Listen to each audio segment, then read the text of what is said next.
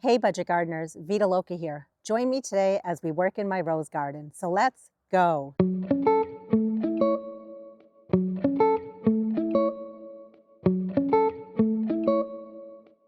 My rose garden is located in my backyard, which is on the east side of my house. It's been here for a number of years. Prior to the rose garden, I used to have an above ground pool that my kids really enjoyed. But then they outgrew it, and I had this empty space in the center here. Rather than just turning it into grass, I made it a rose garden, and I really enjoy this space. We have a few things we're going to do today. Right here, I have a whole bunch of wax begonias that I started from seed this past winter. They were seed that I collected myself, and I have videos showing you my process for collecting wax begonia seeds as well as starting wax begonias from seed, and I'll be sure to link those videos down in the description below. Last year, what I did in this flower bed was I put the wax begonias that I started from seed in the center of the flower bed. As pretty as they were, I didn't really enjoy having them in the center of the bed because I found that I couldn't really see them. They were a little too short, and I made a mental note and told myself, the following year, I'm going to be sure to plant my wax begonias on the outer part of the flower bed. Let me turn the camera around. I'm going to show you up close everything that's going on in this bed and what we're going to be working on. Look how wonderful they look. These have been hardening off for the last week, so they are ready to be planted outside. And you might be wondering, why is there a pink begonia in here? And in fact, there's another one that's slightly pink. Well, the reason is I collect my own seeds from my begonia plants. And when I do that, it just happens that sometimes there's going to be a cross or a mix between colors. So I'm very happy though that most of them are white. They're going to look so pretty in this bed. There are a whole bunch of daffodils that are in this rose garden. The daffodils just need to be deadheaded. That's an optional step. You don't have to do it, but I like to do it for two reasons. Number one, it just tidies things up. It looks a little cleaner. And then the second reason is it basically tells the plant not to go to seed and instead to put its energy into creating a stronger, more robust plant for next year. You might be wondering what this plant is. It's a perennial and it's called lance leaf coreopsis. It is very, very pretty and you can see the color of it. It's like a bright orange color. It is all budded up and it's going to look so pretty probably within the next week or so. And if you're looking at the rose garden at this angle, I'm just showing you where I have the lance leaf coreopsis planted. Mr. Budget Gardener still needs to help me out and put a sundial in the center there on top of that wooden post. But on four corners of the wooden post, together we planted a perennial, and it's called Speedwell or Veronica. And I'm just showing you where they're located. They're going to bloom later in the summer, and they're going to add a nice purple color to this bed. There really aren't a ton of weeds in this flower bed, but wherever there is a weed, we might as well just pull them out. And that's really the scope of this project. What I decided is if I find that there are other plants that I want to put in this bed at a later date, especially annuals that I started from seed, I can always do that on a different date. The key thing for today is just to tidy up the daffodils, to weed, and then go ahead and get those begonias planted in here so we have some color. To deadhead my daffodils, I'm just going to use these hand pruners. When it comes to deadheading my daffodils, I like to just snip off the top part. But if you were to snip off the whole entire stem, that's perfectly fine. Either way works. The key is to leave the rest of the leaves here. You want to make sure you leave the leaves for at least 6 weeks because that's how long it takes for the leaves to feed the bulbs for next year. So I'm just coming in here and clipping these off. I feel like it just makes the garden look a little bit neater, a little bit tidier. The temperature has been very cool here. And actually, I like it because it's a great time for me to be planting a lot of my annuals. It's a great time to be dividing perennials. And the cool weather keeps a lot of the black flies at bay, which is really nice. A common question that I get asked is, what if you don't deadhead these? Will these bloom next year? Absolutely. It's not a problem if you want to keep them on there.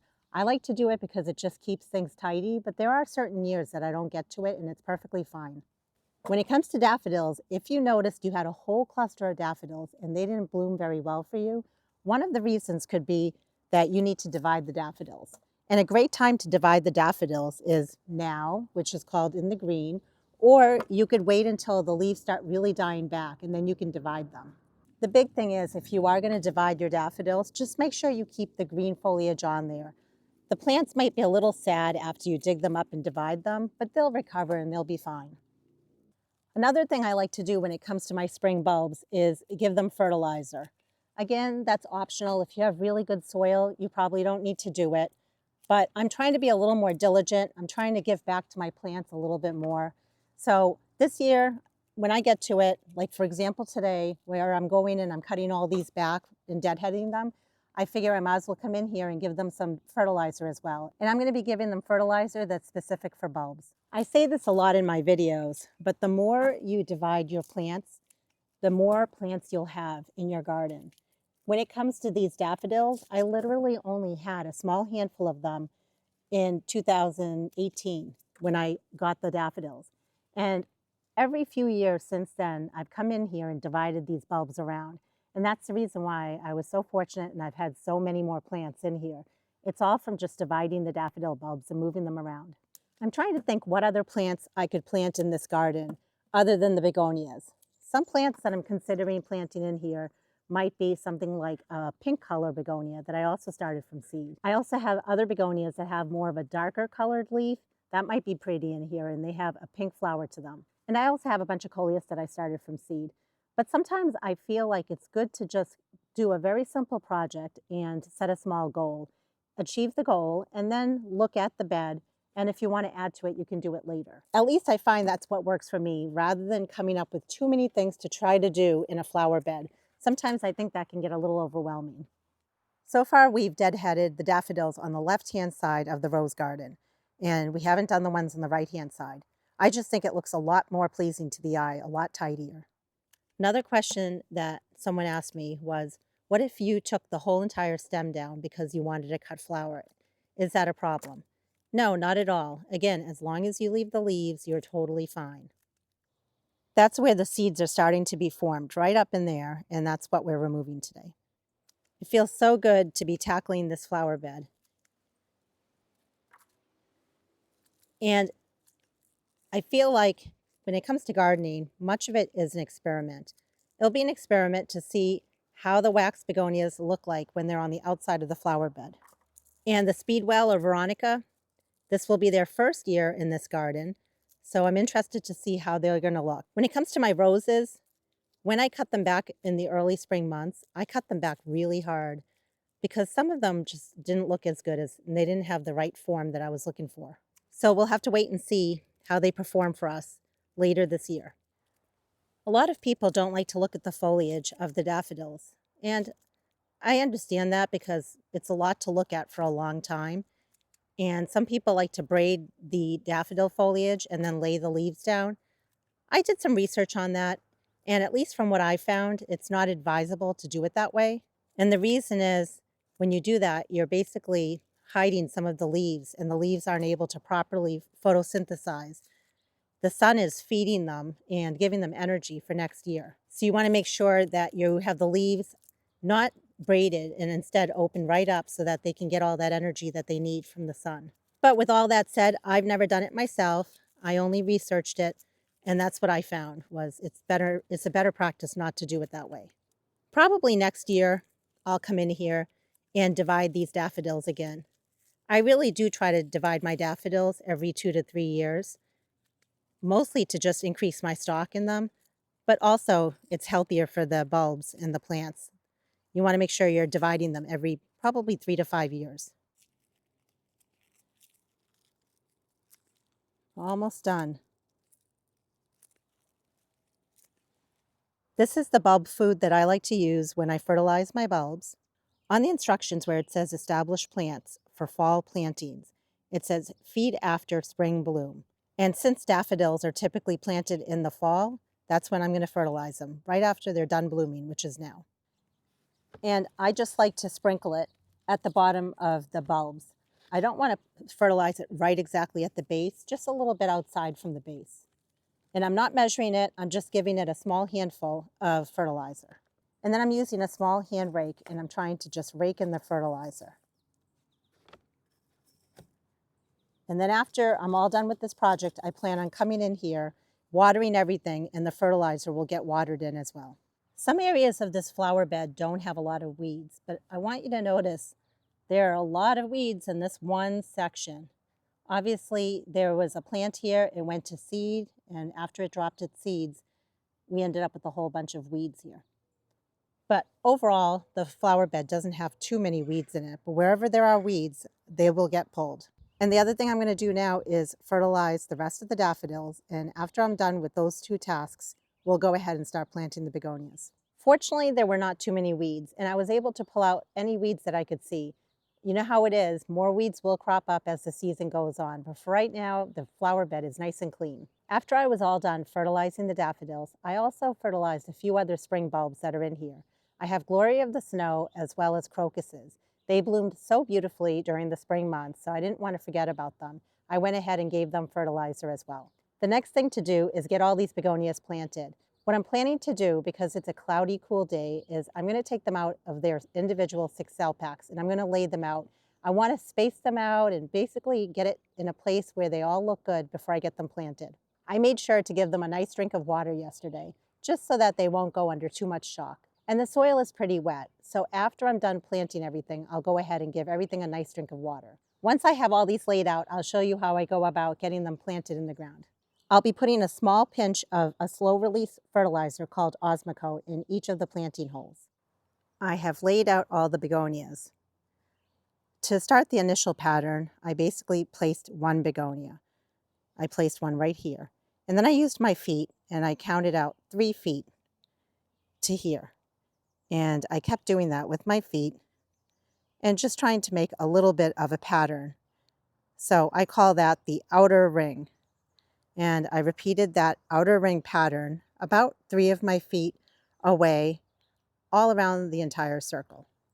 Then I came back in here and I said, okay, now that I've done that, why don't I place a begonia in between 2 of them like that? And I continued that pattern the best that I could because, it gets a little bit tricky because I do have all of the roses in here. So we have 2 on the outer ring and then 1 in the center. And I continued that pattern all the way around. You can see another one here. And as we keep going, we have one over here. They're approximate, they might not be exact. And then what I did was, I said, okay, I have one on the outer ring here. Let me match one up to the top there. I have one on the outer ring here. I'll match one over there. And I continue that pattern. And that's where I stopped. So it's basically 3 rows or 3 rings of the begonias, because I didn't want to go too much further on the inside, because once you get past all of the roses on the inside, as well as these perennials, as we saw last year, then you don't notice the begonias as much in the center part of this bed. So let's go ahead and get a few of these planted together. I'm just going to use a hand shovel or a trowel to make my hole because the roots are not very big. And I'm just pushing aside the mulch. This is last year's mulch. It's not that fresh, but it still helps suppress some of the weeds. And the roots are not very bad if you look at it, but if you wanted to, you could always loosen the roots up a little bit if your plant is root bound or pot bound. I'm just adding a small pinch of the Osmocote slow release fertilizer. And I'm just going to be planting it so that the roots are beneath soil level and the crown or the base of the plant is flush with soil level.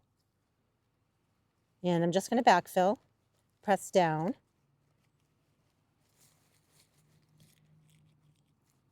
And it's that easy. When it comes to placing these begonias, they're not necessarily 100% placed exactly where they have to go. They're close enough. And again, the reason is because sometimes a rose was in the way, so I tried to approximate where I was putting the plant. But it's going to be enough to make a great impact. And like I mentioned earlier, the soil is nice and wet because it's rained quite a bit recently. And today is a perfect day to be doing this. It's very cloudy and it's a cool day. As some of you know, I have a backyard plant nursery and I had to meet my friend to sell some plants. So these begonias actually have been sitting out here for at least an hour. It's okay. I wouldn't want to do that on a sunny or warm day, but on a cool day like today where it's cloudy, these plants were perfectly fine. As the season progresses, these begonias will get much larger and they'll produce a lot more flowers on them. It's going to look really pretty. And I'm excited about having all of these plants fairly close to each other. I'm going to go ahead and get the rest of the begonias planted. I'll show you how everything looks when I'm all done. Yay, I'm so excited. I got them all planted. I'm going to bring you in for a closer look because when you get down to this level, you can really appreciate how they look. I am so pleased, and I think the spacing is spot on because each of these will get bigger and they will fill in. And I'm just kind of showing you different angle shots here just so you can see how the daffodils look nice and tidy. And then we have the beautiful wax begonias intermingled in here. And as I was planting them, I was just thinking to myself, some of you have been following me for as long as when we collected the seeds of these wax begonias. And then some of you have been following me since we sowed the seeds of the wax begonias. And it's basically the fruits of our labor, getting all of these planted out here and really just taking it all in. And I can't wait to show you later this season how all these begonias look as they really fill in this area. And what I'm also enjoying is we have the nice pops of white that the begonias bring at this time of year. And then we have the beautiful pops of orange that are just about to start from the coreopsis. So it gives us some color as we wait for the roses to bloom. The main things that are really left to be done in this bed, I would say, are adding the sundial in the center of the bed, coming out here and edging the flower bed. And as I continue popping more annuals in my flower beds, if I think there's another annual that I can add in this flower bed, I can do that as well. But I think even if I don't add any more annuals, I would be pleased with what we got done today. Now that we've weeded and now that we've gotten all of the begonias planted, we basically disturb the soil. Every time you plant something or weed a flower bed, you're disturbing the soil, which is a good thing, but unfortunately it also opens the soil up to introduce weed seeds. In other words, if weeds are going to seed and they're flying around, that open soil has been disturbed, and now you can basically get weed seeds to easily germinate. And naturally, as weeds appear, we weed our flower beds. What I've been doing for a number of years is using what's called a preemergent. Preemergents make it so seeds, such as weed seeds, don't germinate as quickly. And what I like to use is Preen. I usually can buy it from a big box store like Costco. Sam's Club used to sell it, but they don't sell it anymore. So now I buy a large bag of it off of Amazon. And when I put it down, I water it in or I let it rain. And once it does that, it basically makes a nice protective layer. Seeds that were already starting to germinate will continue to germinate. But any seeds that come in now afterwards will not germinate because the pre-emergent makes it so they don't germinate as easily or as fast. And that's why I use it. I love to garden, and I know weeding is part of gardening. But I have a lot of flower beds, and it would take me so long to weed each of those flower beds, especially if there were a ton of weeds. So when I use something like this, it just makes it so my weeding is not as frequent and not as much. So I'm just going to start sprinkling it on, and I'm going to show you how I do it. That's what it looks like, and it has a nice handy scoop that comes in with it. And I'm just sprinkling it on like this. We have rain coming tonight, so the rain will actually water all of this in. And again, what it does is it just basically makes a layer, and it allows it so the weeds, or really any seed, not just weed seeds, so any seeds, they won't be able to germinate. So clearly you wouldn't want to use this in an area where you're applying some seeds, because then those seeds won't germinate either. And there are different ones out there. I think there's even an organic one. This is the one that I've always used for years. It was my mother-in-law that introduced me to this a number of years ago. She said, Vita, you don't have time to weed all your flower beds. Just look into using Preen. Now, I don't have pets that come outside, so if you are going to use this, just do your own research to see how safe it is around pets or children. And both my children are in college. They don't even really come out in the garden much, to be honest with you. So I feel very safe using this product. Now, I do know that I still need to edge this flower bed.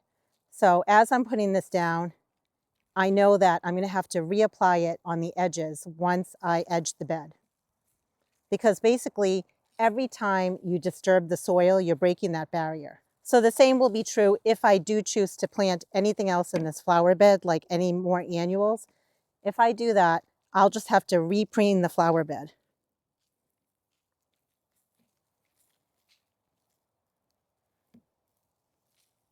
And the reason I'm showing this is I do want to be very transparent. I know some of you have mentioned, wow, Vita, your flower beds don't have a lot of weeds. I do have flower beds that have a lot of weeds in them. But when I tackle a flower bed and I fully weed it, once I weed it, I put down preen. And even after I weed it and put down preen, any of the seeds that were starting to germinate will germinate. But then I can go ahead and tackle those plants as they germinate, and I can weed them out. And once I weed them out, I can just put the preen down again. At least for me, it just makes my life a lot easier. It makes it for me so that I can enjoy gardening without looking at it as a hassle, as a big chore. Because let's face it, weeding is not fun. I'm just walking around and checking areas. And I might not get every single spot in here, but as long as I've gotten most areas, I feel happy about that. Now this flower bed wasn't very weedy to start with, so hopefully it shouldn't get too weedy after we put down the preen. There really shouldn't be much that germinates after this. I really hope you enjoyed this video. I was glad to bring you along and just show you my process for tackling a bed like this one. I'll be sure to make updated videos as more things start blooming and getting bigger in this flower bed. And until the next video, make it a great day with gardening.